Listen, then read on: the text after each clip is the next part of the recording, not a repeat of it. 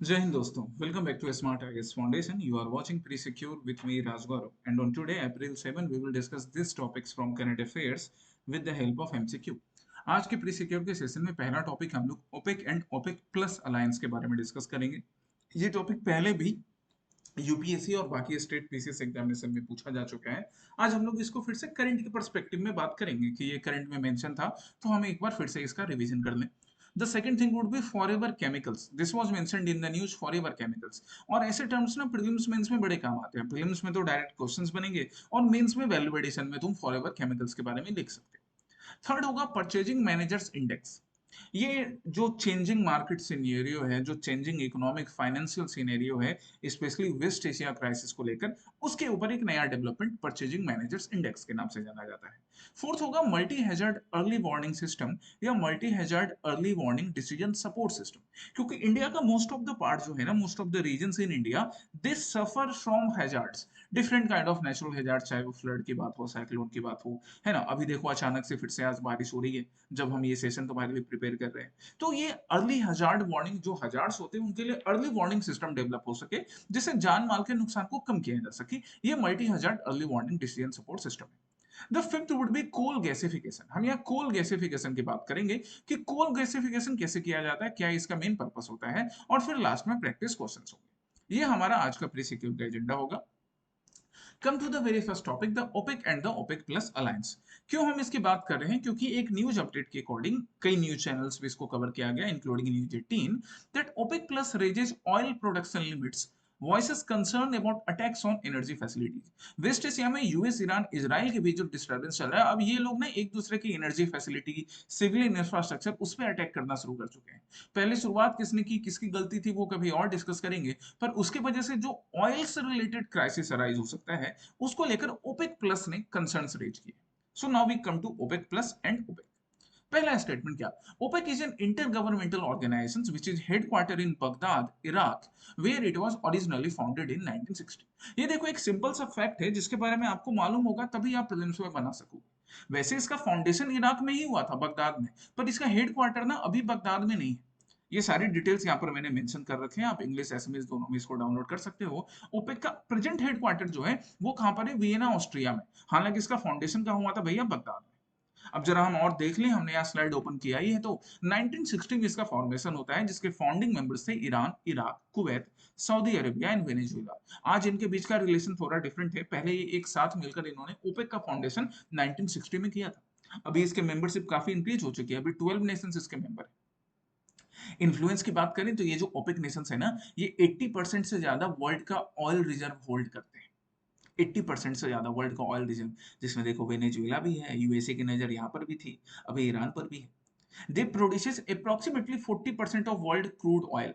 80% से ज्यादा इनके पास ऑयल रिजर्व है। प्रोडक्शन कितना करते हैं वर्ल्ड का? 40% तक क्रूड ऑयल का। एंड रफली 60% of global petroleum trade is controlled by this Nations. तो ओपेक नेशंस हैं तो बड़े इंपॉर्टेंट। आप इनके नंबर्स याद रखोगे, इनके नेम याद रखोगे, अभी प्रेजेंट में ओपेक नेशंस कौन है। फिर हम ओपेक प्लस पर भी आएंगे। अब पहला स्टेटमेंट तो हमारा रॉन्ग हो चुका है। दूसरा क्या? The global demand for crude oil is highly price elastic in the short term, allowing consuming nations to easily substitute fuels and mitigate the impact of OPEC production cuts. यहाँ पे ये बोल रहा है कि जो ग्लोबल ऑयल डिमांड जो है ना, वो हाईली प्राइस इलास्टिक है। Actually elastic, price elastic short term के लिए नहीं होता है, इन इलास्टिक होता है। और इसके जो मिटिगेशन एफर्ट्स होते हैं वो इतने इजिली सब्स्टिट्यूटेबल नहीं होते। एक बार अगर पेट्रोलियम को लेकर, पेट्रोलियम कट को लेकर क्राइसिस राइज होगा ना, तो तुम देख चुके हो अपने आसपास पेट्रोल पंप में कि लोग लाइन लगा देते थे और बंद हो गया। एलपीजी सिलेंडर तो अभी भी बड़े मुश्किल से मिल पा रहा है। सो ये ना काफी इन इलास्टिक होता है और इसका सब्स्टिट्यूशन बड़ा ही कॉम्प्लेक्स है। Second statement be wrong. Third, Russia, Kazakhstan, and Mexico are the key non-OPEC oil producing nations that coordinate their production quotas under the expanded OPEC Plus framework. ये देखिए correct. ये statement हमारा बस एक statement correct हुआ। हम क्या choose करेंगे आंसर में? Only one. क्योंकि यहाँ पर ना कुछ नॉन ओपेक या ओपेक प्लस नेशंस की बात हो रही है, जिसमें Azerbaijan, Bahrain, Brunei, Kazakhstan, Russia, Mexico, Oman, South Sudan and Sudan, Malaysia, ये आते हैं। ये ओपेक प्लस नेशंस है जिनका फॉर्मेशन कब हुआ? 2016 में। तो अभी ओपेक प्लस नेशंस दो ग्रुप हो गया, एक ओपेक ग्रुप हो गया और दूसरा हो गया ओपेक प्लस नेशंस का। ठीक है। इनका जो मेन पर्पस था या जो कंसर्न्स अभी जो राइज किया गया वो है सप्लाई शॉक को लेकर कि अगर एनर्जी फैसिलिटीज पर अटैक करना ये एक दूसरे की शुरू करें तो सप्लाई शॉक पूरे वर्ल्ड में फील किया जाएगा, स्पेशली नेशन लाइक इंडिया जो कि अपना मोस्टली नीड इंपोर्ट से ही फुलफिल करता है।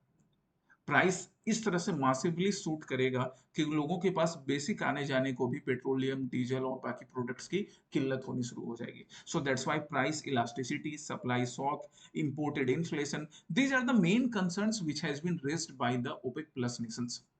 कि ये मेन कंसर्न्स हैं, वेस्ट एशिया में इस क्राइसिस को अगर नहीं सॉल्व किया गया तो पूरी दुनिया इस कंसर्न्स को झेलेगी। मजबूरी है, हम तो मजबूर हैं, हम करंट अफेयर्स की क्लासेस में इसको पढ़ सकते हैं, बाकी जब ये मजबूरी होगी तो झेलना तो पड़ेगा हमें।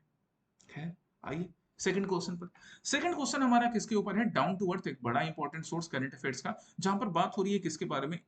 यूरोपियन यूनियन बोल रहा है कि हम अपने वाटर्स को प्रोटेक्ट करेंगे। किससे प्रोटेक्ट करेंगे?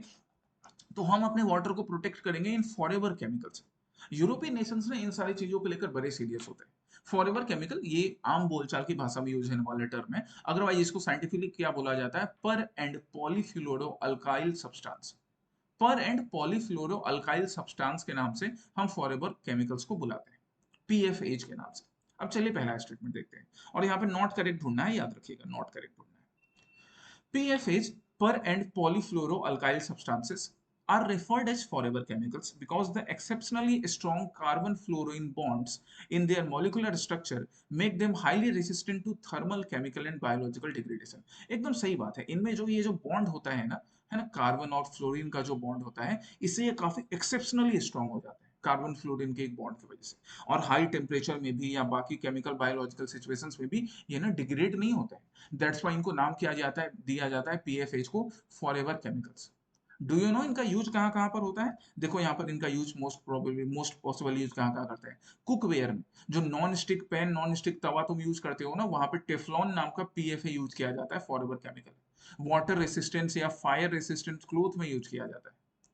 और ये जो नॉन स्टिक तवे में, नॉन स्टिक बर्तन में आप खाना बनाते हो ना, इसको धीरे धीरे डिसकंटिन्यू कर दीजिए। अचानक से बंद करना पॉसिबल नहीं है कि हमने पूरा पैसा लगा के उसको फेंक दिया फिर नया खरीद के ले आए। धीरे धीरे डिसकंटिन्यू कर दीजिए, क्योंकि ये ना आपकी बॉडी में जाता है और वहां पर ना कैंसर को भी जन्म देता है, लीवर से रिलेटेड कैंसर, किडनी से रिलेटेड कैंसर। क्योंकि ये ना भैया, ये एक्चुअली में डिग्रेड होते ही नहीं। आग से भी बच जाते हैं, आपकी बॉडी में बाकी केमिकल से भी बच जाएंगे, डिग्रेड ही नहीं होंगे। यही इनका सबसे बड़ा चैलेंज है पीएफएच का। ठीक है, ठीक है। पहला स्टेटमेंट हमारा करेक्ट था। दूसरा क्या? Due to their highly combustible and flammable nature. नहीं, ये तो जलते ही नहीं है, तो फिर कंबस्टिबल फ्लेमेबल नेचर क्या है? यहीं पे स्टेटमेंट रॉन्ग हो गया। थर्ड क्या? The Stockholm convention is a legally binding global treaty under the United Nations environment programme that has formally listed highly toxic PFAs variants like PFOA and PFHXS for global elimination। ये एकदम सही है। देखो Stockholm convention, इसके बारे में हम बात करेंगे, ये ना एक लीगली बाइंडिंग कन्वेंशन है जो यूनाइटेड नेशंस एनवायरनमेंट प्रोग्राम के अंदर कवर होता है। यहाँ देखिए स्टॉकहोम कन्वेंशन के बारे में, जिसका मेन टारगेट था इन्हीं परसिस्टेंट ऑर्गेनिक पॉल्यूटेंट्स को ना रिमूव करना, और भारत ने इसको रेटिफाई कर चुका है। मतलब भारत जो हमारे परसिस्टेंट ऑर्गेनिक पॉल्यूटेंट्स हैं, इनको रिमूव करने के लिए अपनी सहमति दे चुका है। बट फिर भी हमारे यहाँ वही वो जो नॉन स्टिक पैंस और बाकी चीजें अभी भी मार्केट में बिकती हैं। रेटिफिकेशन देना एक तरफ होती है, फिर उसका इम्प्लीमेंटेशन नहीं हो पाता है। इसके लिए कई एजेंसी रिस्पॉन्सिबल होती है। इवन जैसे एफएसएसआई नाम की एक एजेंसी है जो हमारे फूड सिक्योरिटी से रिलेटेड है, वो डायरेक्टली यहाँ पे तो रिस्पॉन्सिबल नहीं है, पर हम अगर उसका एग्जाम्पल लें तो फूड सिक्योरिटी कितना अच्छा होता है आप तो देख ही सकते हो। आजकल उनके ऊपर एक कैंपेन निकल रखा है कि एफएसएसआई फूड की जो क्वालिटी होती है उस पर बिल्कुल ध्यान नहीं दे रही। ठीक है, चलिए सेकंड हमारा थर्ड स्टेटमेंट करेक्ट था।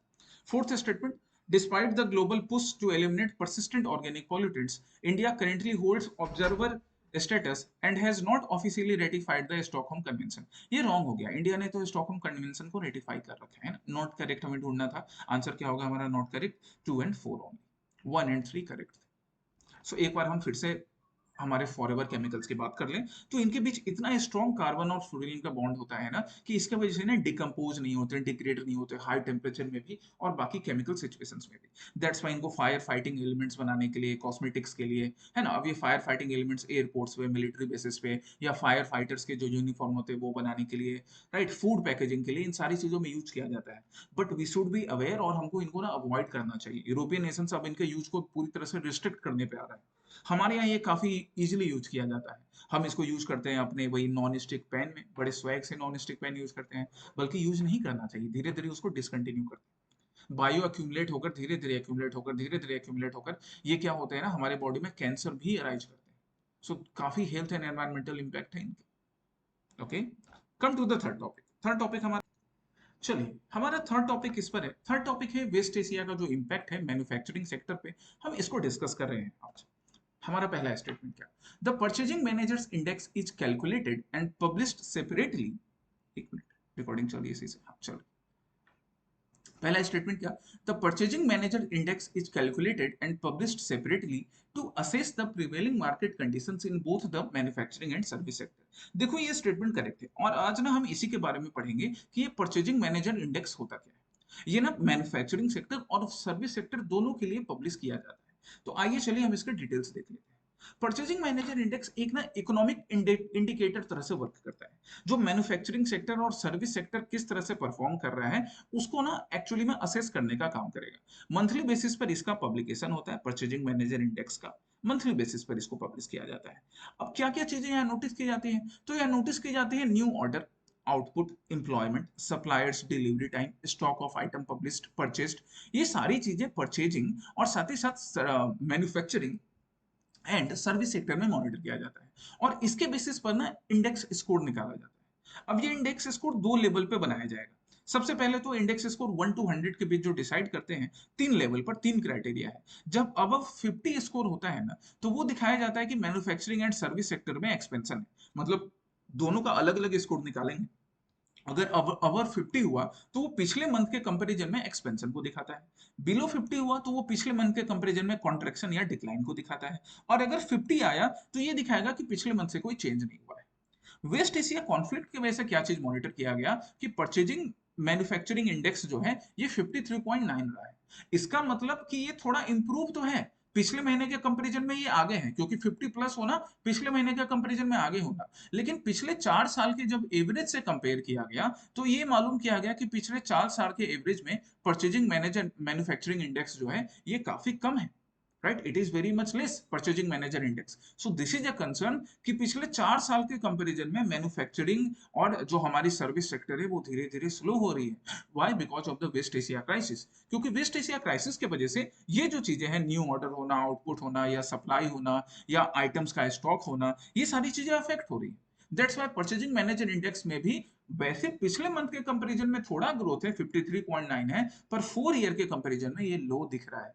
ऐसा 2022 में फिर देखा गया था, 2022 के कंपैरिजन में ये लो है। यहाँ पे दोनों स्टेटमेंट करेक्ट है, सेकंड इज आल्सो करेक्ट। हालांकि सेकंड ना वन को एक्सप्लेन नहीं कर रहा है, क्योंकि सेकंड क्या बोल रहा है? The PMI scaling system is a reading above 50 indicates an expansion and below 50 indicates an contraction. तो ये स्टेटमेंट तो सही है, लेकिन ये इससे ना डायरेक्टली कहीं से रिलेटेड नहीं है, इसको एक्सप्लेन नहीं कर रहा है। इसलिए हम क्या चूज करेंगे? Both 1 and 2 are correct, but 2 is not the correct explanation of 1।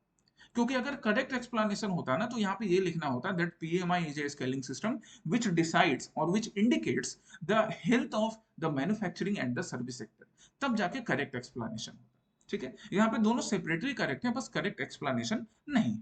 ये आपको परचेजिंग मैनेजर इंडेक्स पे ढूंढना था। राइट, अच्छा एक होमवर्क तुम्हारे लिए, परचेजिंग मैनेजर इंडेक्स को पब्लिश करने का काम कौन सी बॉडी करती है ये जरा मुझे तुम कमेंट सेक्शन में बताओ। हम फोर्थ टॉपिक पर आते हैं। फोर्थ टॉपिक पीआईबी का एक न्यूज अपडेट है, जहां पर हम इंडिया का multi hazard early warning system की बात करेंगे। और एक बड़ी अच्छी बात है गाइज कि ये जो multi hazard early warning system है ना, ये पूरी तरह से भारत में निर्मित है, स्वदेशी है, इन हाउस डेवलपमेंट है इसका भैया। आईएमडी और ministry of earth and sciences मिलकर, मतलब आईएमडी जो ministry of earth and sciences के अंदर है, उन्होंने ही डेवलप किया है इंडिया का खुद का multi hazard early warning system. पहला स्टेटमेंट क्या? It is a proprietary platform developed jointly by the IMD and foreign technology vendors. कोई फॉरेन टेक्नोलॉजी वेंडर्स नहीं, स्वदेशी निर्मित है। पहला रॉन्ग हो गया, और नॉट करेक्ट ही ढूंढना था हमें। करेक्ट नॉट करेक्ट पे ध्यान देना है आपको। दूसरा स्टेटमेंट का, the deployment of this system under mission मौसम has successfully extended the forecast lead time to 7 days while slashing the forecast preparation time by half। ये करेक्ट बात है कि हमारा ये जो multi hazard early warning system है ना मिशन मौसम के अंदर, इससे हमारा जो फोरकास्ट का टाइम है, जरा इधर एक्सप्लेनेशन में आओ, तो फोरकास्ट का टाइम ना कम कर लिया गया है। पहले forecast lead time has been successfully increase from 5 days to 7 days, कि हम 7 days तक का फोरकास्ट कर सकते हैं बड़े अच्छे से। और फोरकास्ट के लिए जो हमारे पहले से जो प्रिडिक्शन है, उस प्रिडिक्शन को हमने और ज्यादा इंश्योर कर दिया कि हमारा फोरकास्ट प्रिडिक्शन ज्यादा बढ़िया होगा। Now forecast prediction time has been slashed by 50%। हमको कम टाइम लगेगा और हम लंबे टाइम के लिए फोरकास्ट कर सकेंगे। अब हम 7 डेज के लिए फोरकास्ट कर सकते हैं, टाइम भी इस प्रिपरेशन में हमें कम लगेगा।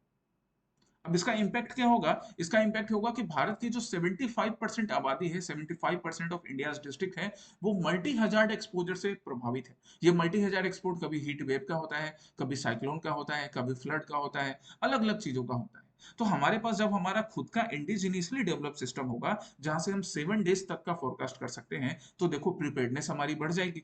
हम पहले से प्रिपेयर्ड रहेंगे, टाइम भी हमें कम लगेगा इन सारे प्रिपेयर्डनेस में। राइट, सेकंड स्टेटमेंट करेक्ट था। Third, according to the Council on Energy, Environment and Water, the system's utility is limited as less than 25% of India's districts are currently exposed. नहीं, India का अभी हमने देखा कि इंडिया का 75% से ज्यादा डिस्ट्रिक्ट एक्सपोज है मल्टी हैजार्ड एक्सपोजर को लेकर। ठीक है, अलग अलग टाइप के हैजार्ड्स को लेकर। तो थर्ड स्टेटमेंट हमारा क्या हो गया? रॉन्ग हो गया। Fourth, enhanced accuracy in predicting cyclone landfall points through this system directly enabled zero casualty outcomes during recent severe cyclones like Biparjoy and Dana. अब ये जो बिपारजॉय एंड दाना जो साइक्लोन आए थे, तो मौसम जो हमारा प्रोजेक्ट मौसम है, उसका अचीवमेंट ये है कि cyclone Biparjoy and cyclone Dana में एक्चुअली में जीरो कैजुअलिटी रिपोर्ट की गई।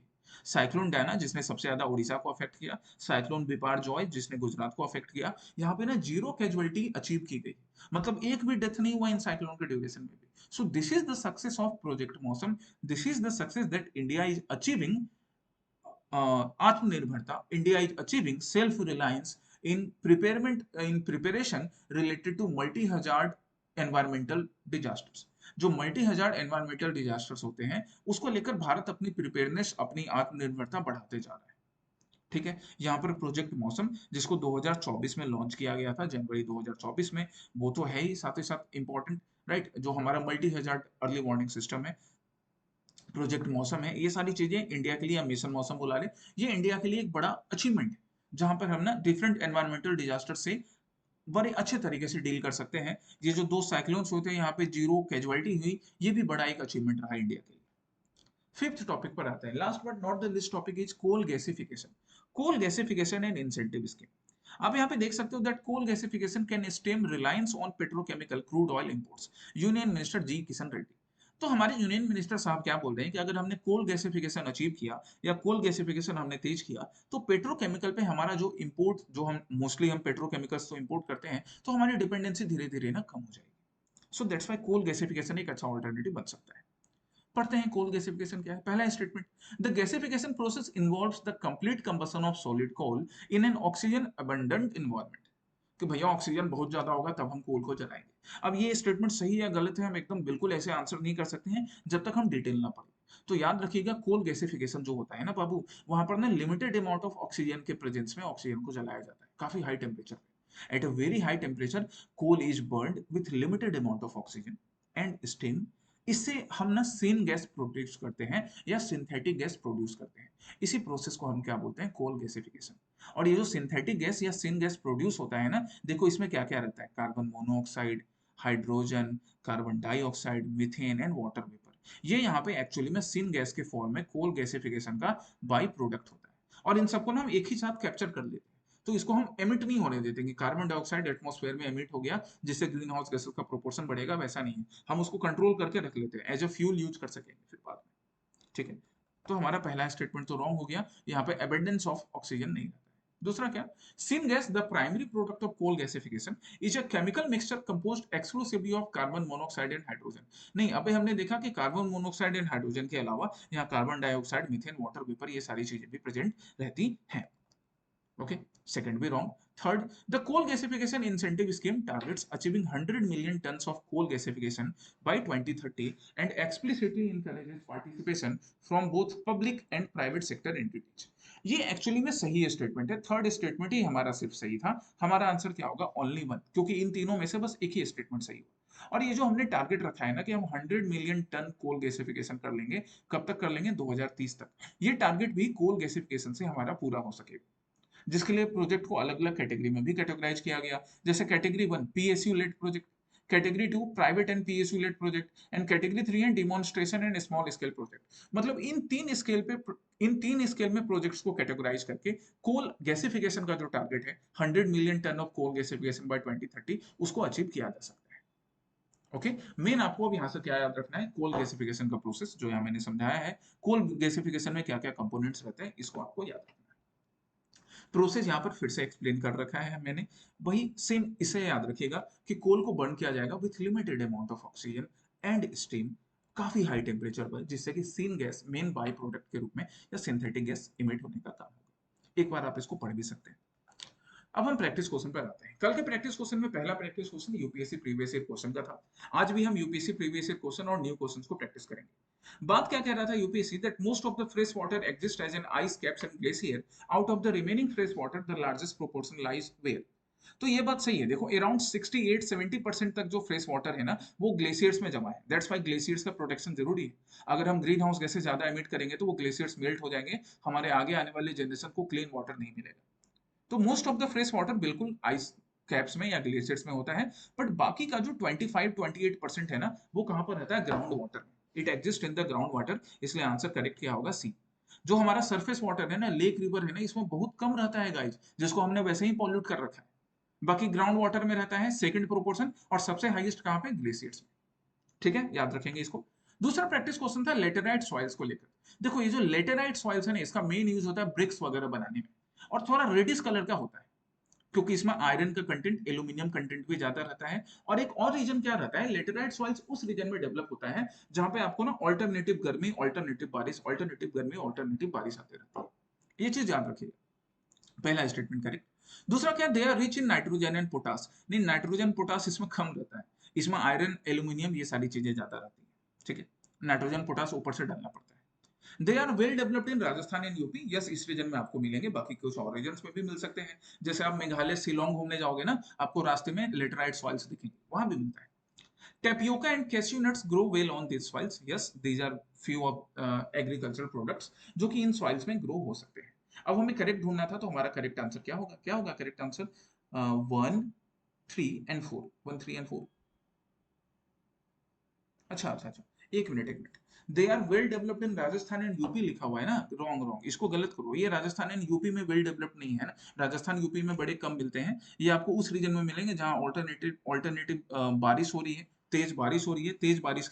ठीक है, तो ये हमें कहाँ मिलेगा, ये हमें वेस्टर्न घाट में मिलेगा, ईस्टर्न घाट में मिलेगा, नॉर्थ ईस्ट में मिलेगा। जैसे जो मैंने एग्जांपल दिया कि जब हम शिलोंग जाते हैं तो आपको रास्ते में लेटराइट सॉइल दिखेगा। थर्ड रॉन्ग है ना, थर्ड रॉन्ग है, करेक्ट नहीं है गाइस, राजस्थान यूपी में नहीं।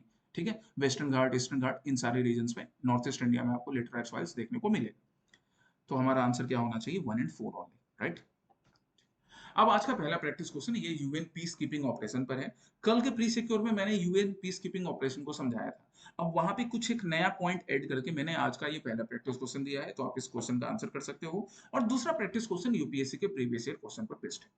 तो आपके लिए आज दो प्रैक्टिस क्वेश्चन होंगे, एक हो गया यूपीएससी का पीवाईक्यू, दूसरा हो गया यूएन पीस कीपिंग ऑपरेशन, जिसके बारे में कल भी मैंने डिस्कस किया था। आज प्रैक्टिस क्वेश्चन भी कर लो, तो ऐसे क्वेश्चन आगे फिर गलत नहीं होंगे। ओके, फिर हम प्री सिक्योर के सेशन में कल मिलेंगे। Till then take care, study well, जय हिंद।